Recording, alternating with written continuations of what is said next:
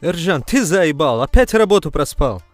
Извините. Знаешь, ты свой извините себе жопу пихай. Кто работать будет? Ну проспал, с кем не бывает. У меня очень уважительные причины есть. Я ночью делал это... Шпили-вили. Шпили-вили он делал. Кто такой жирный бегемот даст? Да есть одна тёлка там из продуктовой. Братан, шаурма в тарелке тебе. Поострей. Ну, наконец-то, а? Я думал, ты девственник всю жизнь будешь. Дядя вообще говорил, что ты заднеприводный. Надо ему позвонить, сказать, что он мне теперь 1000 рублей должен. У меня к тебе один вопрос есть. Как ты вообще мой родственник, если я панда, а ты гусь ёбаный? Ты чё, бочка черно-белая, охуел мне такое говорить? Папа твой медведицу трахнул, и я знаю, как дети делают. Ну, раз знаешь, так пиздуй, очма гостям разноси. Кредит этот беспроцентный сам себя не отдаст.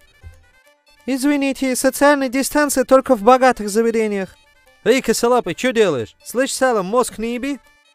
Фу, я жопу мыл сегодня, все нормально. Чё?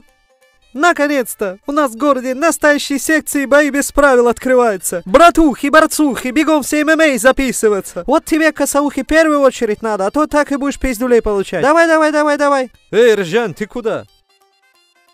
Бои без правил записываться. Ой, слава богу, наконец-то. Поговорка знаешь? Кто не ходит ММА, тот хватает пиздюлей. И очма там всю продай, понятно? Гусь точно ебаный. Чё сказал? Хорошо говорю.